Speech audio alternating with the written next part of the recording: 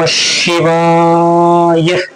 ஓம் சிவாய விஷ்ணுரூபாய விஷ்ணுவே சிவரூபிணி நமஸ்தே சிவ விஷ்ணுரூபாய நமஸ்தே சர்வரூபிணி.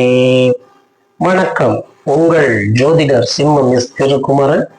இன்றைக்கு நம்ம இந்த வீடியோ மூலமாக என்ன பார்க்க போறோம் அப்படின்னாக்க, கடந்த 6 வீடியோக்கள்ல பஞ்சபட்சி சாஸ்திரத்தை பத்தின விஷயங்களை நாம தொடர்ச்சியாக பார்த்துட்டு வரோம். அப்படி இன்றைக்கும் கூட இந்த பஞ்சபட்சி சாஸ்திரத்துல முக்கியமான விஷயங்களை பற்றி தான் இன்னைக்கு நாம பார்க்க போறோம். அதாவது கடந்த வீடியோல நண்பன் யாரு எதிரி யாரு என்பதை அறிந்து கொள்வதற்கான வழிமுறைகளை பற்றின விஷயங்களை கடந்த வீடியோல நம்ம பார்த்தோம். ஆனால் இன்றைக்கு இந்த நண்பன் எதிரி என்பதை அறிந்து கொண்டு எந்த நாட்களில் நாம் அவர்களிடத்திலே நாம கொடுக்கல் வாங்கலாக இருக்கட்டும், வழக்கு தொடுக்கதாக இருக்கட்டும், நம்ம ஒரு பதவிக்காக போட்டி போடுவதாக இருக்கட்டும், எந்தெந்த நாட்களில் எந்தெந்த நேரங்கள்ல நாம இதை உபயோகப்படுத்த முடியும் என்பதை பற்றி தான் இந்த வீடியோ நாம பார்க்க போறோம். அப்போ வாரத்தில் 7 நாட்கள் இருக்கு. இந்த வாரத்துல 7 நாட்களிலும் இந்த 5 பறவைகளுக்குமாக பஞ்சபட்சி என்று சொல்லக்கூடிய இந்த 5 பறவைகளுக்கும், இந்த 5 பறவைகளும் வளர்பிறை காலங்களிலும் தேய்பிறை காலங்களிலும் தன்னுடைய வேலைகளை செய்து கொண்டிருக்கு. அப்போ இந்த வேலைகளை செய்து கொண்டிருக்கக்கூடிய காலங்களில் இந்த 7 நாட்களிலும், வாரத்தில் இருக்கக்கூடிய இந்த 7 நாட்களிலும் எந்தெந்த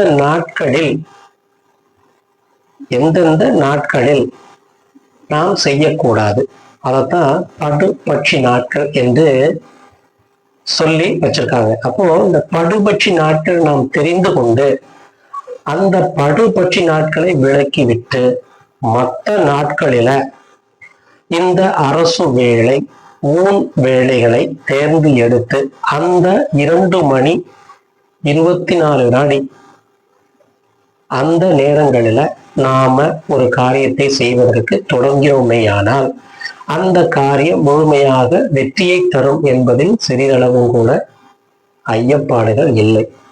காரணம், இந்த படுபட்சி நாட்களில் நாம் செய்தோமையானால் முற்றிலுமாக அது பலனை நமக்கு தராது.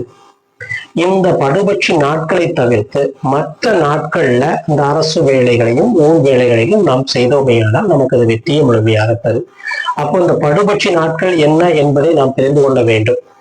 இந்த வல்லூரு ஆந்தை காகம் கோழி மயில் என்கின்ற இந்த 5 பட்சிகளும் வாரத்துல இந்த 7 நாட்களிலும் ஒவ்வொரு நாட்களிலும் ஒவ்வொரு பறவைகளுக்கும் ஆகாத நாட்கள் என்று சொல்லப்பட்டிருக்கு. இது வளர்புறையிலும் தேய்பிறையிலுமாக சொல்லப்பட்டிருக்கு. இப்ப வளர்புறையை பொறுத்தளவுல இந்த 5 பட்சிகளுக்கும் பாத்தீங்கன்னா, வல்லுரு என்கின்ற பட்சிக்கு வியாழக்கிழமை வளர்புறை காலங்கள்ல அதனுடைய காலம் வியாழக்கிழமை அந்த பட்சிக்கு உகந்த நாட்கள் இல்லை. அதுபோல ஆந்தைக்கு வெள்ளிக்கிழமையும், காகத்திற்கு ஞாயிற்றுக்கிழமையும், கோழிக்கு திங்கட்கிழமையும், மயிலுக்கு செவ்வாய்க்கிழமையும் இந்த வளர்பிறை காலங்கள் படுபட்சி நாட்களாக சொல்லப்பட்டிருக்கு. அதுபோல தேய்பிறை காலங்களில் வல்லூருக்கு செவ்வாய்க்கிழமையும், ஆந்தைக்கு புதன்கிழமையும், காகத்திற்கு திங்கட்கிழமையும், கோழிக்கு சனிக்கிழமையும், மயிலுக்கு வியாழக்கிழமையுமாக இந்த குறிப்பிட்ட நாட்களை சொல்லி வச்சிருக்கிறாங்க. வளர்பிறை தேய்பிறை என்று இரு வேளைகளிலுமாக இந்த 2 பிரிவுகளிலும் பகல் காலம் இரவு காலம் எதுவாக இருந்தாலும் இந்த குறிப்பிட்ட நாட்களை தவிர்த்துக்கிட்டு ஒரு பட்சி, உதாரணத்திற்கு இப்போ ஒரு கோழி என்கின்ற பட்சி இருக்கிறது என்றால் இந்த மோழி என்கின்ற பட்சிக்கு திங்கட்கிழமை வளர்பிறை காலங்களிலும் சனிக்கிழமை தேய்பிறை காலங்களிலும் எந்த காரியங்களையும் அவர்கள் செய்யக்கூடாது. அப்படி அவர்கள் செய்தார்களே ஆனால் முற்றிலுமாக பலன்களை தராது. அப்ப அவர்கள் என்ன செய்ய வேண்டும் என்றால் வளர்பிறை காலங்களில் மற்ற நாட்களை தேர்வு செய்யலாம். வளர்பிறை காலங்களில் வியாழன், வெள்ளி போன்ற நாட்களை அவர்கள் தேர்வு செய்து அந்த நாட்களிலே அவர்கள் அந்த காரியங்களுக்கு முன்னெடுப்பார்களே ஆனால் அவர்களுக்கு அது வெற்றியை தரும். அதுபோல தேய்பிறை காலங்களில் சனிக்கிழமை தவிர மற்ற காலங்களை அவர்கள் தேர்ந்தெடுத்து அந்த காலங்களில் அவர்கள் அந்த காரியங்களை செய்தார்களேயானால் அவர்களுக்கு அது முழுமையாக வெற்றியை தரும். அப்போ இந்த பட்சிகளுக்கு தகுந்தாற்போல் உள்ள ஒவ்வொரு பட்சிகளுக்கும் தகுந்தாற்போல் உள்ள விஷயங்களை சொல்லியிருக்காங்க இந்த சாஸ்திரங்கள்ல. அப்போ அந்த சாஸ்திரங்களில் சொல்லி இருப்பது போல உள்ள விஷயங்களை எடுத்து அதை நாம் செய்தோமேயானால் அதற்குண்டான பலன்கள் முழு பலன்களும் நமக்கு கிடைக்கும் என்பதில் சிறிதளவு கூட ஐயப்பாடில்லை. அப்போ வெற்றி கொள்வதற்கு மட்டுமல்ல, கணவன் மனைவிகளுக்கு இடையே இருக்கக்கூடிய தாம்பத்திய உறவுகளை மேம்படுத்துவதற்காகவும் இது முக்கியமாக பயன்படுகிறது. அதுபோல வழக்கு நம்ம மீது வச்சிருக்கிறாங்க அப்படின்னாக்கா அந்த வழக்குகளில் நாம் வெற்றி கொள்வதற்கு இந்த பஞ்சபட்சி காலங்களை நாம் தேர்வு செய்யலாம். பஞ்சபட்சி காலங்கள்ல எதிர்தரப்பா இருக்கக்கூடிய நபரை நாம் தோற்கடித்து வழக்கில வெற்றி பெறுவதற்கு இந்த பஞ்சபட்சி காலங்களை நாம் தேர்வு செய்யலாம். அதுபோல வழக்கு நம்ம படிப்புல வெற்றி கொள்வதற்கு இந்த பஞ்சபட்சி காலங்களை நாம் தேர்வு செய்யலாம். போட்டிகளில் உலகளாவிய போட்டி நடக்கிறது. அப்போ அந்த போட்டிகளிலையும் நாம இந்த பஞ்சபட்சி சாஸ்திரத்தை நாம உபயோகித்து அந்த போட்டிகளிலே நாம் வெற்றி கொள்ளலாம். அப்போ அதற்கு தகுந்தாற்போல் விஷயங்களை செய்து அதன் மூலமாக நாம் வெற்றியை காணலாம். அப்போ ஒவ்வொருவருக்கும் பார்த்தீங்கன்னா இந்த பஞ்சபட்சி சாஸ்திரத்தின் மூலமாக வெற்றியை எப்படி கொள்வது என்பதை கடந்த 5-6 வீடியோக்குள்ள நான் சொல்லிட்டு வந்துட்டு இருக்கிறேன். இந்த வீடியோவில் இதை பற்றிய விஷயங்களை தான் நம்ம ஒவ்வொன்றாக பார்த்து கொண்டு இருக்கிறோம். இது வியூவர்ஸ் சப்ஸ்கிரைபர்களுக்கு புரியவதற்காக பார்த்தீங்கன்னா சிறு விரைவாக நம்ம போட்டுட்டு இருக்கிறோம். நீண்ட வீடியோவை போட்டோமே நமக்கு அந்த அளவுக்கு இன்றைய காலகட்டங்களில் இருக்கக்கூடிய காலங்களுக்கு நமக்கு வராது என்பதற்காகத்தான் நாம் செய்ய தொகுப்பு வீடியோவாக போட்டுருக்கிறோம். ஒவ்வொரு வீடியோவிலையும் ஒவ்வொரு விஷயங்களை நாம் சொல்லி வந்து கொண்டு இருக்கிறோம். அப்போ அந்த விஷயங்கள் எல்லாமே சப்ஸ்கிரைபர்களுக்கு பயனுள்ளதாக இருக்கும் என்ற நம்பிக்கையில் தான் நாம இந்த விஷயங்கள் நம்ம சொல்லிட்டு இருக்கிறோம். இப்போ இந்த விஷயங்களை பயன்படுத்தி நீங்க ஒவ்வொன்றிலையும் நீங்க நற்காரியங்களுக்கு மட்டுமே இந்த விஷயங்களை பயன்படுத்தி வெற்றி கொள்ளலாம். அப்போ இது போன்ற வீடியோக்களை அடுத்தடுத்து உங்களுக்கு வரும். அடுத்து பஞ்சபட்சியில் வரக்கூடிய அடுத்த வீடியோவை பார்த்தீங்கன்னாக்க இந்த பட்சிகளுக்கு உண்டான மூலிகைகள், வேர்கள் சம்பந்தப்பட்ட வீடியோவை அடுத்த வீடியோவில் உங்களுக்கு சொல்றேன்.